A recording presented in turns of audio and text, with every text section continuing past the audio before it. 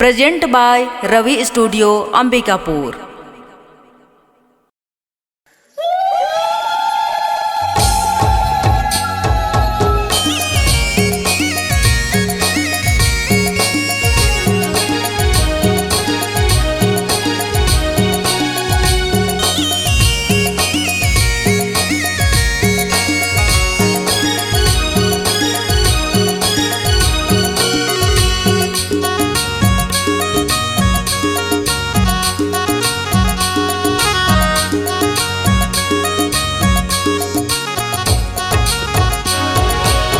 अपने मंडी लाया है धनु बाला का बेटा, धनु बाला का महारानी के मने मने करा थे विचार रे माई। सेवाला ले ले महारानी के मने मने करा थे विचार रे माई। अपने मंडी लाया है धनु बाला का बेटा, धनु बाला का महारानी के मने मने करा दे विचार रे माई। सेवाला ले ले महारानी के मने मने करा दे विचार रे माई।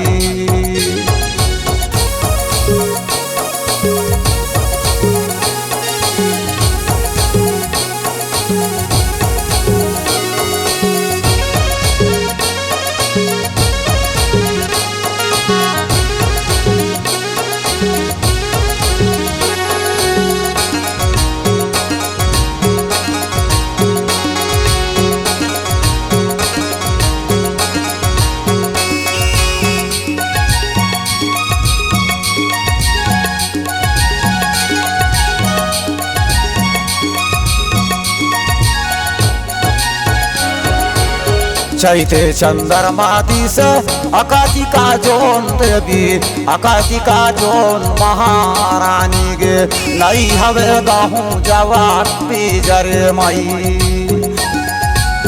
सेवाला ले ले महारानी गे नई हवे गाहूँ जवान बीजरे माई।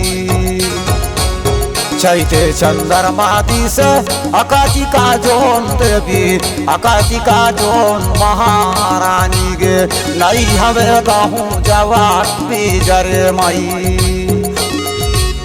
सेवाला ले ले महारानी गे नई हवे गाहूँ जवान बीजरे माई।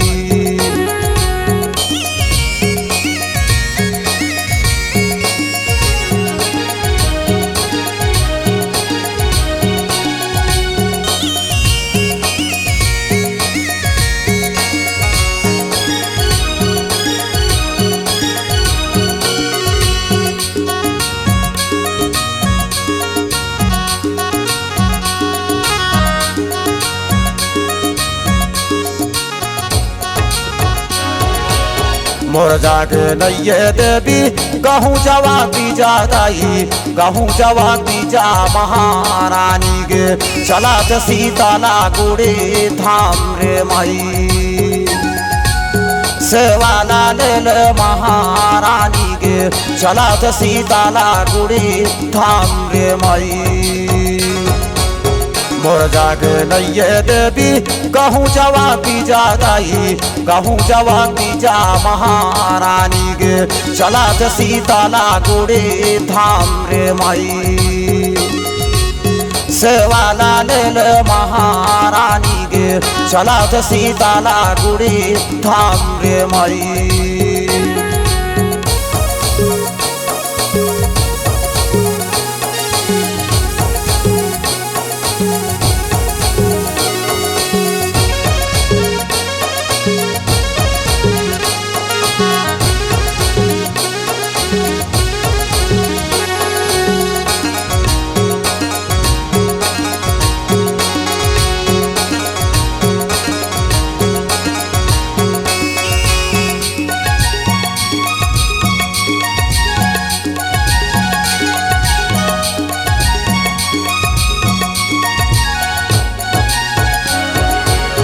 थानु करे गाना पा वना जैसा डोलाना पावाना जैसन डोलाना जी पहुँच सीताला गुड़ी धाम रे मई सेवाना ले ले महारानी गे पहुँच सीताला गुड़ी धाम रे मई थानु करे गाना पा वना जैसा डोलाना पावाना जैसन डोलाना जी पहुँच सीताला गुड़ी धाम रे मई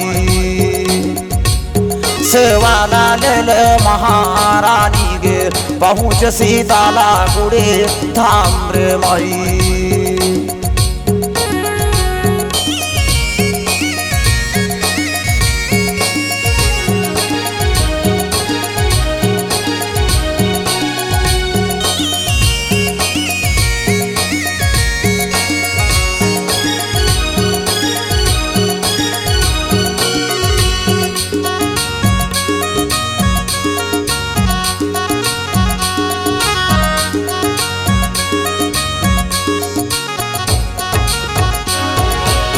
चारण बंदो दाई माता बूढ़ी मैया देवे माता बूढ़ी मैया महारानी गे दे देते गाहूँ जवाब भी जला मई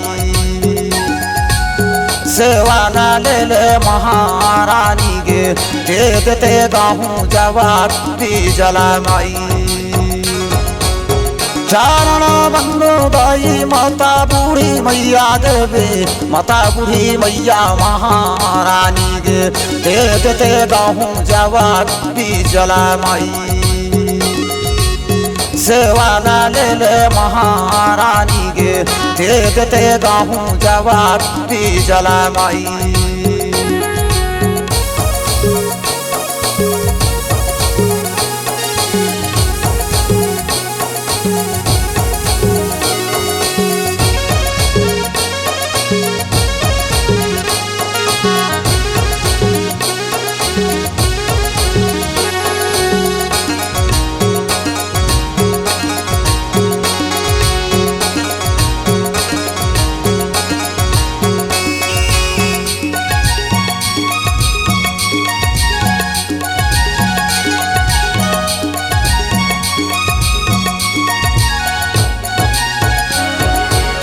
बोला तो दे दे देवी गहूँ जवाब दी जा दाई गहूँ जवाब दी जा महारानी गे तोर बरे रोपो फूला बाड़ रे मई सेवाना ले ले महारानी गे तोर पर मैं रोपो फूला बाड़ रे मई बोला तो दे दे देवी गहूँ जवाब दी जा दाई गहूँ जवाब दी जा महारानी गे तोर बरे रोपो फूला बाड़ रे मई सेवाना ले ले महारानी गे तोर पर मैं रोपो फूला बाड़ रे मई